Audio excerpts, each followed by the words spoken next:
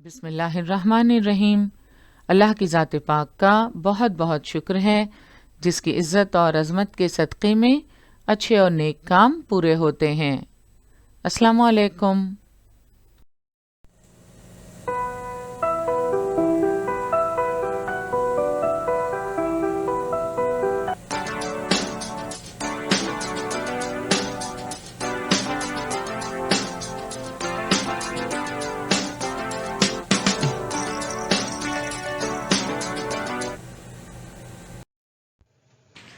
बृहन्मुंबई महानगर पालिका शिक्षण विभाग के तहत जारी वर्चुअल ट्रेनिंग सेंटर की जानिब से पेश होने वाले ई लर्निंग सेशन में आपका इस्तकबाल है।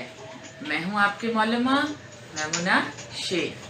तो आइए आपके तालीमी सिलसिले को आगे बढ़ाते हैं और शुरू करते हैं आज का हमारा सेशन। पंजुम जमात के लिए माहौल का मुताला हिस्सा दुवम में आज का हमारा मौजू है मुस्तकिल ज़िंदगी और शहरी तहज़ीब। सबसे पहले सबक के अहम निकात पर एक नज़र डालते हैं।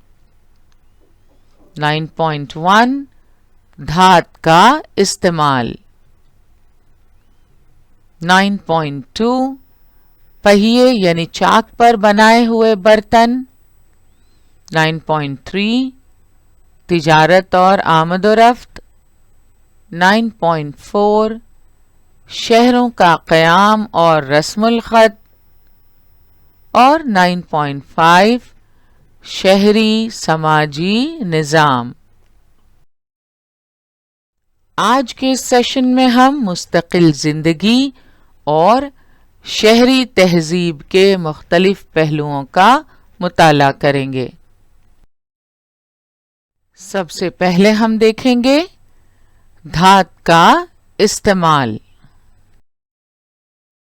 तो मौजूदा दौर में मुख्तलिफ किस्म की धातें और उनसे बनाई हुई मुख्तलिफ अशिया हम देखते हैं, उन्हें इस्तेमाल करते हैं।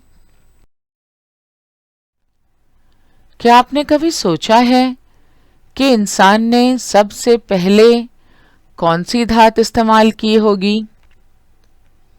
हमें ये तजस्सुस होता है कि इंसान ने सबसे पहले किस धात का इस्तेमाल किया था।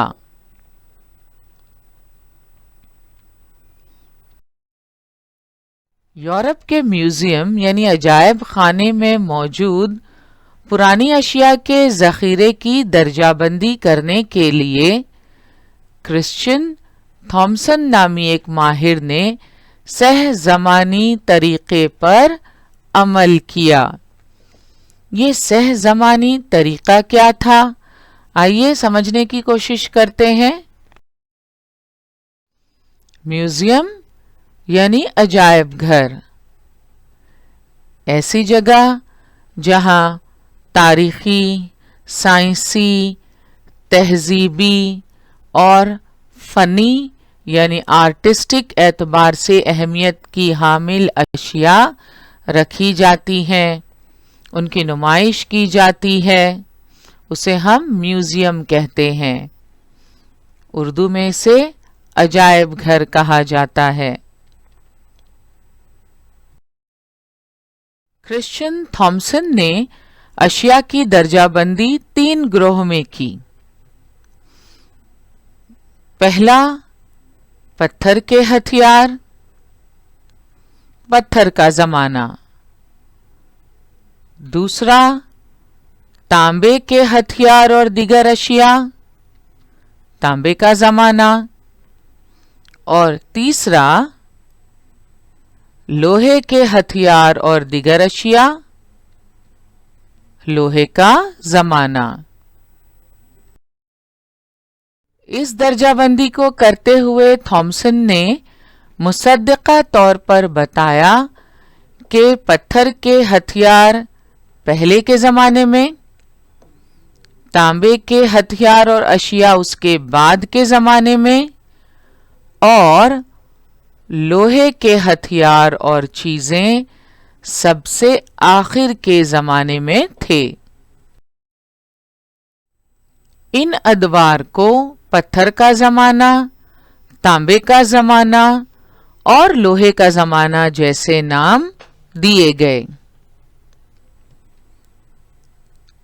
तो जिस दौर में पत्थर के हथियार इस्तेमाल होते थे वो दौर कहलाया पत्थर का जमाना। जब इंसान ने तांबे के हथियार और दीगर अशिया इस्तेमाल करनी शुरू की वो जमाना कहलाया तांबे का जमाना। और जब लोहे के हथियार और दीगर अशिया इस्तेमाल होने लगी उस जमाने को नाम दिया गया लोहे का जमाना। हम पढ़ चुके हैं कि जिस जमाने के हथियारों में खुसूसन पत्थर के हथियार मिलते हैं उस जमाने को हम पत्थर का जमाना कहते हैं। हम ये भी पढ़ चुके हैं कि हथियारों की शक्ल और किस्मों की बुनियाद पर पत्थर के जमाने को 3 हिस्सों में तकसीम किया जाता है। पत्थर का कदीम जमाना, पत्थर का वुस्ता जमाना और पत्थर का जदीद जमाना। हम पढ़ चुके हैं कि पत्थर के जमाने में मुख्तलिफ किस्म के काम अंजाम देने के लिए मुख्तलिफ किस्म के हथियारों की ज़रूरत पेश आती थी। लिहाजा इंसान ने अपनी ज़रूरत के मुताबिक पत्थर के हथियार बनाए। हथियारों के अलावा पत्थर से जेवरात और दीगर चीज़ें भी बनाने लगा। तो जिस दौर में पत्थर के हथियार इस्तेमाल किए जाते थे वो ज़माना कहलाया पत्थर का ज़माना। के बाद तांबे से हथियार और दीगर अशिया तैयार की जाने लगी। लिहाजा वो ज़माना कहलाया तांबे का ज़माना। तो जिस दौर में तांबे के हथियार और दीगर अशिया इस्तेमाल की जाती थी उसे तांबे का ज़माना कहा जाने लगा। ये हैं तांबे के हथियार और तांबे से तैयार दीगर अशिया। पत्थर के ज़माने के बाद तांबे से मुख्तलिफ किस्म के हथियार बनने लगे। इंसान ने जेवरात और दीगर अशिया भी तांबे की बनानी शुरू की, इसलिए ये ज़माना कहलाया तांबे का ज़माना। तांबे के बाद इंसान ने लोहे के हथियार और दीगर अशिया बनानी और इस्तेमाल करनी शुरू की। लिहाजा वो ज़माना कहलाया लोहे का ज़माना। यहाँ आप लोहे से बने हुए कुछ औजार और हथियार देख सकते हैं। इन तस्वीर में लोहे से तैयार करदा मुख्तलिफ अशिया नज़र आ रही हैं। बर्तन हैं, जेवरात हैं। बाईं तरफ आप एक कंघी भी देख सकते हैं। तो जब लोहे के हथियार और दीगर अशिया इस्तेमाल की जाने लगी वो ज़माना कहलाया लोहे का ज़माना। तो क्रिश्चियन थॉमसन ने सहज़मानी तरीक़े की वजाहत करते हुए बताया कि पत्थर के हथियार पहले के ज़माने में, तांबे के हथियार और अशिया उसके बाद के ज़माने में और लोहे के हथियार और चीज़ें सबसे आखिर के ज़माने में थे। इसकी वजह से आमतौर पर यह समझा गया कि तांबा ही वो धात है जो सबसे पहले इस्तेमाल की गई। तो वो कौन सी धात है जो सबसे पहले इस्तेमाल की गई? तांबा वो धात है जो सबसे पहले इस्तेमाल की गई। अभी हमने देखा कि पहले पत्थर का ज़माना, جس میں پتھر کے ہتھیار بنائے جاتے تھے، استعمال کیے جاتے تھے۔ اس کے بعد تانبے کے ہتھیار اور دیگر اشیاء بنائی جانے لگیں، ان کا استعمال کیا جانے لگا۔ لہٰذا ہم یہ کہہ سکتے ہیں کہ تانبا ہی وہ دھات ہے جو سب سے پہلے استعمال کی گئی۔ لیکن عملی طور پر صرف سونا ہی استعمال میں لائی جانے والی پہلی دھات ہے۔ سونا یعنی گولڈ، اس کا استعمال انسان تانبے کے ہتھیار اور اوزار بنانے سے پہلے جانتا تھا۔ پھر انسان نے سونے سے ہتھیار اور اوزار کیوں نہیں بنائے؟ ذرا غور کیجئے، سوچئے۔ وہ اس لیے کہ سونا قدرتی طور پر نرم ہوتا ہے۔ نرم ہونے کی وجہ سے ہتھیار اور اوزار بنانے کے لیے اس کا استعمال نہیں کیا جا سکتا۔ اب ہتھیار اور اوزار تو مضبوط ہونے چاہیے، یہ بار بار استعمال ہوتے ہیں، مختلف کاموں میں استعمال ہوتے ہیں، ان کا مضبوط اور پائیدار ہونا بہت ضروری ہے۔ مگر سونا قدرتی طور پر ایک نرم دھات ہے۔ نرم ہونے کی وجہ سے ہتھیار اور اوزار بنانے کے لیے اس کا استعمال نہیں کیا جا سکتا تھا۔ لہٰذا انسان نے سونے سے واقف ہونے کے باوجود تانبے کے ہتھیار اور اوزار بنائے۔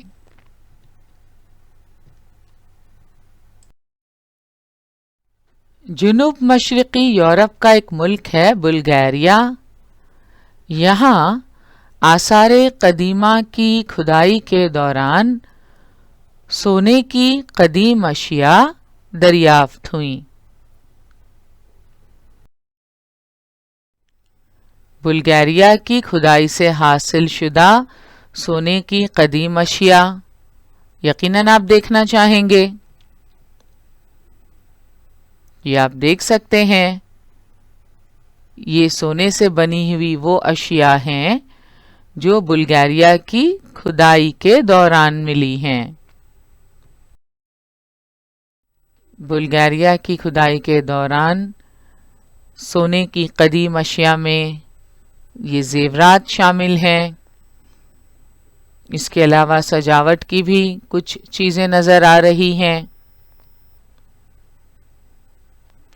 زیورات کے علاوہ آپ دیکھ سکتے ہیں مورتیاں بھی ہیں۔ تو یہ ساری چیزیں بلغاریہ کی کھدائی سے حاصل ہوئیں۔ سونے کی بنی ہوئی قدیم اشیاء میوزیم میں رکھی ہوئی ہیں۔ بلغاریہ کی کھدائی سے حاصل ہونے والی سونے کی قدیم اشیاء سے اندازہ ہوتا ہے کہ عملی طور پر صرف سونا ہی استعمال میں لائی جانے والی پہلی دھات ہے۔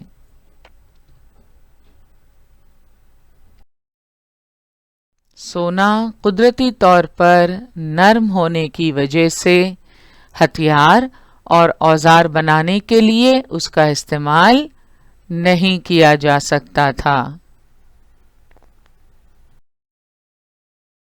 سونے کے بعد انسان نے ایک ایسی دھات دریافت کی جس کی وجہ سے ہتھیار اور اوزار بنانا ممکن ہو گیا۔ وہ دھات کون سی تھی؟ وہ دھات تانبا تھی۔ جس زمانے میں تانبے کا استعمال شروع ہوا اس زمانے کو تانبے کا زمانہ کہتے ہیں۔ تو سٹون ایج کے بعد کاپر ایج یعنی تانبے کا زمانہ۔ انسان نے ایک ایسی دھات دریافت کی جس کی وجہ سے ہتھیار اور اوزار بنانا ممکن ہو گیا۔ وہ دھات تھی تانبا۔ جس زمانے میں तांबे का इस्तेमाल शुरू हुआ, उस जमाने को तांबे का जमाना कहते हैं। आज के सेशन की शुरुआत करते हैं हम इन्वेंशन ऑफ व्हील से। सबसे पहले हम देखेंगे चाक पर बनाए हुए बर्तन। तांबे के ज़माने के मुतालिक हम पढ़ चुके हैं। जिस ज़माने में तांबे का इस्तेमाल शुरू हुआ उस ज़माने को तांबे का ज़माना कहते हैं। तांबे का ज़माना नित नई तहकीकात, दरियाफ्तों और तेज़ रफ्तार तब्दीलियों का दौर था। इसी दौर में पहिए की अहम तरीन दरियाफ्त हुई। ये आमतौर पर तस्लीम किया जाता है कि मिट्टी के बर्तन बनाने वाले लोगों ने सबसे पहले पहिए का इस्तेमाल किया। कयास है कि उसके बाद के ज़माने में गाड़ी के लिए पहिए का इस्तेमाल किया गया होगा। जब पहिए की दरियाफ्त नहीं हुई थी और लोग उसका इस्तेमाल नहीं जानते थे तो मिट्टी के बर्तन हाथों से बनाए जाते थे। पहिए की अहम तरीन दरियाफ्त होते ही मिट्टी के बर्तन बनाने वाले लोगों ने सबसे पहले पहिए का इस्तेमाल किया। बर्तन हाथ से बनाते वक्त उसे घुमाना या गर्दिश देना आसान हो, इसलिए घूमती हुई तख्ती या पटरी के इस्तेमाल की इब्तिदा हुई। एक हाथ से बर्तन को शक्ल देते वक्त दूसरे हाथ से तख्ती या पटरी घुमाई जाती थी। बर्तन बनाने के लिए घूमती हुई तख्ती का इस्तेमाल करने वाला कदीम मिस्र का शख्स, तस्वीर आप देख सकते हैं। इस तरीके में तब्दीली होते हुए पहिए का इस्तेमाल शुरू हुआ होगा। आज भी हम देखते हैं मिट्टी के बर्तन बनाने वाले पहिए पर मिट्टी के बर्तन बनाते हुए एक ख़ास तकनीक का इस्तेमाल करते हैं। पहिया तेज़ी से घूमे इसलिए महवरी पत्थर का इस्तेमाल किया जाता है। महवरी पत्थर किसे कहते हैं? मिट्टी का बर्तन बनाने वाले पहिए को लगाया जाने वाला चकमाक का नोकदार पत्थर। आप तस्वीर में देख सकते हैं ये नोकदार पत्थर। पहिया इस पत्थर पर मुतवाजन होकर तेज घूमता है। इस नोकदार पत्थर को महवरी पत्थर कहते हैं। तो हमने देखा कि मिट्टी के बर्तन बनाने वाले लोगों ने सबसे पहले पहिए का इस्तेमाल किया। कयास है कि उसके बाद के ज़माने में गाड़ी के लिए पहिए का इस्तेमाल किया गया होगा।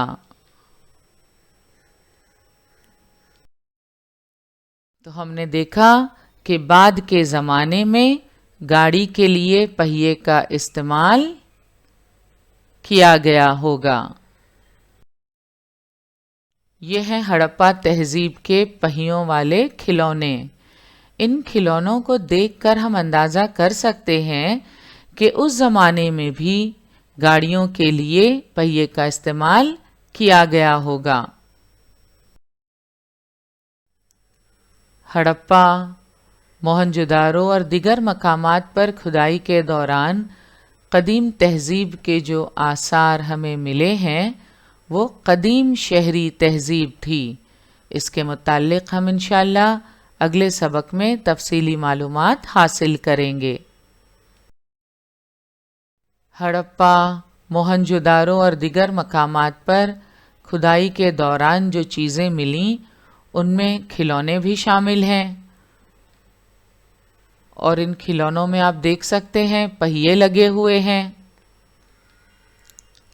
اس سے ظاہر ہوتا ہے کہ اس زمانے میں گاڑیوں کے لیے پہیے کا استعمال کیا گیا ہوگا۔ پہیے یعنی چاک پر بنائے ہوئے برتن کے بعد اب ہم بات کریں گے تجارت اور آمد و رفت کی۔ پہیے پر برتن بنانے سے بڑے پیمانے پر برتن سازی ممکن ہوئی۔ آپ بخوبی سمجھ سکتے ہیں، ہاتھوں کے استعمال سے جب برتن بنائے جاتے تھے تو برتن بنانے کے لیے کافی وقت لگتا تھا، مگر اب پہیے پر برتن بنانے سے بڑے پیمانے پر برتن سازی ممکن ہوئی۔ اس دور میں سبک اور خوبصورت نقش و نگار کے رنگین برتن بنائے جانے لگے۔ آپ دیکھ سکتے ہیں کس طرح نقش و نگار بنے ہوئے ہیں، رنگوں کا استعمال کیا گیا ہے۔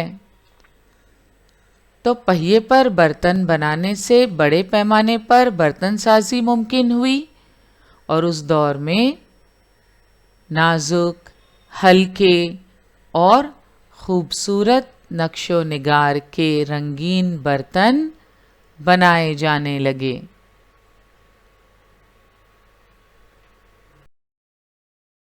اس طرح کے برتن اور دیگر مختلف قسم کی چیزیں بنانے والے ماہر فن کاریگر کام کی سہولت کے پیش نظر گاؤں میں ایک مقام پر بسنے لگے۔ ہم یوں کہہ سکتے ہیں کہ گاؤں میں ماہر فن کاریگروں کی بستی اور اشیاء کی پیداوار کے مرکز کا ایک خاص شعبہ ہی قائم ہو گیا۔ لیکن یہ انہی گاؤں میں ہوا جہاں خام مال بآسانی دستیاب ہوتا تھا۔ اب کاریگروں کو مختلف اشیاء بنانے کے لیے، اوزار بنانے کے لیے اور دیگر چیزیں تیار کرنے کے لیے خام مال کی ضرورت ہوتی تھی، تو وہ انہی گاؤں میں جا کر بسنے لگے اور وہاں کاریگروں کے مرکز قائم ہو گئے جہاں انہیں خام مال آسانی سے دستیاب ہوتا تھا، اور جہاں تجارت کی زیادہ سہولتیں تھیں۔ ایسے گاؤں زیادہ پھولے پھلے اور ان کی ترقی ہوئی۔ اشیاء کی پیداوار بڑے پیمانے پر شروع ہونے کے بعد تجارت میں بھی اضافہ ہوا۔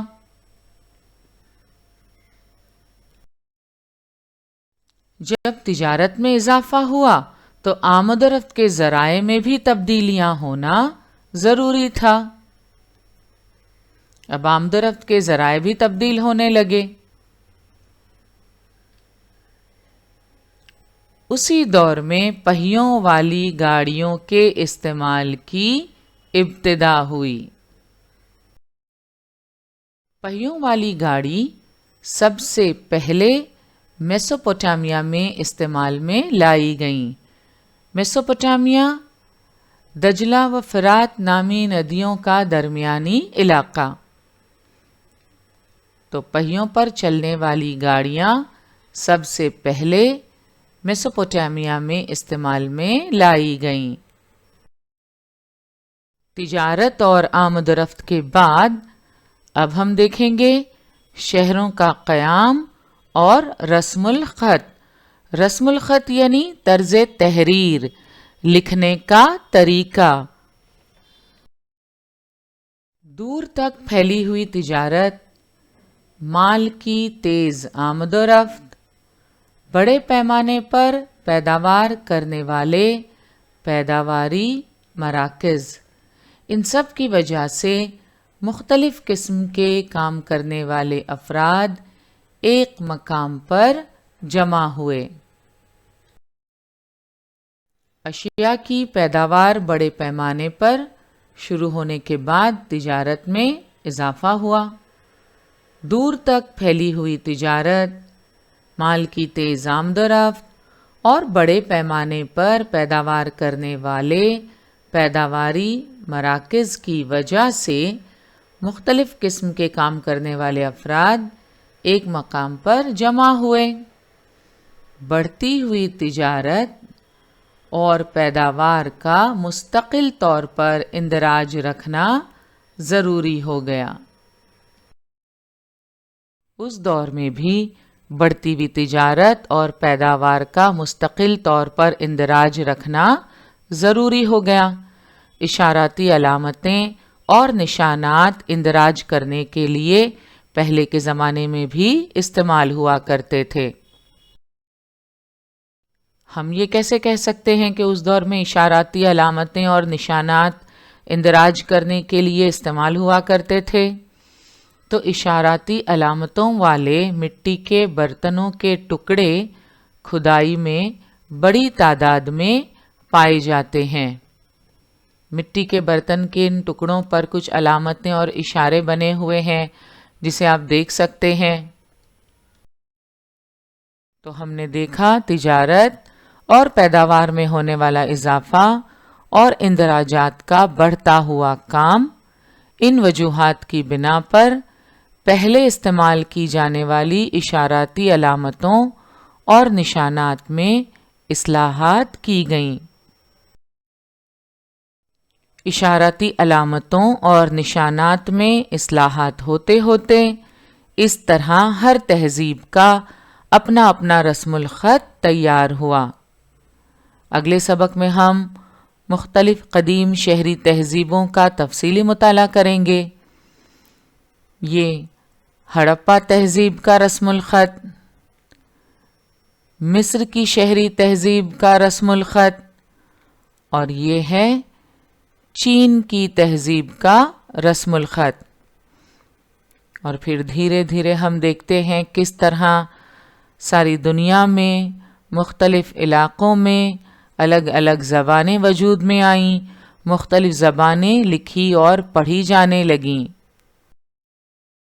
قدیم رسم الخط کی جب ہم بات کریں تو روزیٹا سٹون کے متعلق معلومات حاصل کرنا بھی ضروری ہے۔ آئیے دیکھتے ہیں یہ روزیٹا سٹون کیا ہے اور رسم الخط کے تعلق سے اس کی کیا اہمیت ہے۔ روزیٹا سٹون نام سے معروف چٹانی کتبے کو سن 1799 عیسوی میں دریافت کیا گیا۔ پتھر ٹوٹا ہوا ہونے کی وجہ سے اس پر کندہ تحریر کا صرف ایک حصہ باقی رہا۔ یہ کتبہ مصری زبان میں ہے۔ یہ کتبہ فی الحال لندن کے برٹش میوزیم میں رکھا ہوا ہے۔ بظاہر ایسا محسوس ہوتا ہے کہ پتھر پر 3 حصوں میں 3 مختلف تحریریں کندہ ہیں۔ یہاں دیکھ سکتے ہیں آپ تصویر میں، ایسا لگ رہا ہے کہ تینوں حصوں میں 3 مختلف تحریریں کندہ کی گئی ہیں، لیکن در حقیقت وہ ایک ہی تحریر ہے جو 3 مختلف رسم الخط میں ہے۔ آئیے دیکھتے ہیں وہ 3 الگ الگ رسم الخط کون سے ہیں۔ اس امیج میں آپ روزیٹا سٹون پر کندہ تحریر کو واضح طور پر دیکھ سکتے ہیں۔ سب سے اوپر کا رسم الخط قدیم مصری تصویری رسم الخط ہے۔ غور سے دیکھنے پر آپ کو کچھ تصویریں نظر آئیں گی۔ اسے ہائیروگلفس یعنی دیو لیپی کہتے ہیں۔ درمیانی رسم الخط روزمرہ میں استعمال ہوئی۔ وہ ڈیموٹک یعنی دستاویزات کے لیے استعمال کی جانے والی اس نام سے جانی جاتی ہے۔ مصر کے قدیم تصویری رسم الخط سے وہ تیار ہوئی۔ تیسرا رسم الخط گریک یونانی ہے۔ تو بظاہر دیکھنے پر ایسا محسوس ہوتا ہے کہ پتھر پر 3 حصوں میں 3 مختلف تحریریں کندہ ہیں، لیکن در حقیقت یہ ایک ہی تحریر ہے جو 3 مختلف رسم الخط میں ہیں۔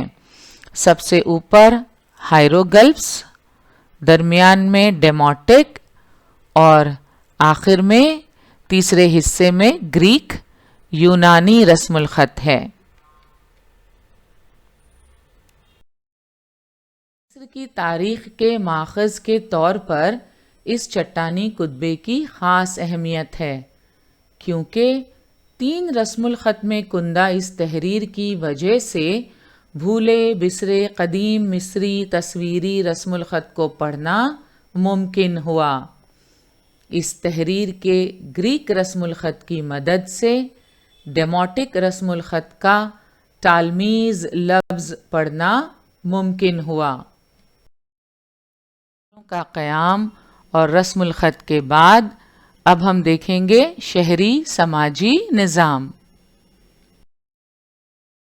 یہ سچ ہے کہ دنیا بھر کی شہری تہذیبوں کے ابھرنے اور ترقی کر جانے کے پس پشت ایک اہم وجہ تجارت کی بے پناہ ترقی اور خوشحالی تھی،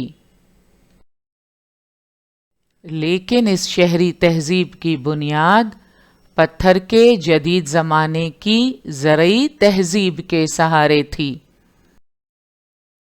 تجارت کی ترقی کی بنا پر طاقتور اور خوشحال ہونے والے شہروں میں اجتماعی طور طریقوں اور تہواروں کو زیادہ اہمیت حاصل ہوئی، لیکن ان کی بنیاد زرعی تہذیب میں پنپنے والی عقیدت ہی تھی۔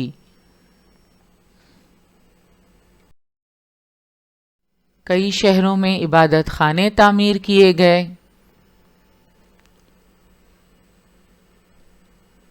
ان عبادت خانوں کے باقیات آج بھی دنیا میں مختلف جگہوں پر موجود ہیں۔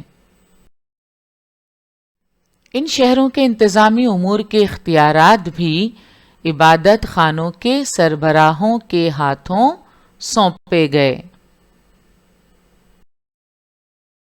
یعنی عبادت خانوں کے سربراہوں کے ہاتھوں شہروں کے انتظامی امور کے اختیارات بھی آ گئے۔ آگے چل کر عبادت خانے کا اعلیٰ عہدہ اور حکومت کا منصب ایک ہی شخص کو سونپا گیا۔ دنیا کی قدیم شہری تہذیب کی یہ ابتدا تھی۔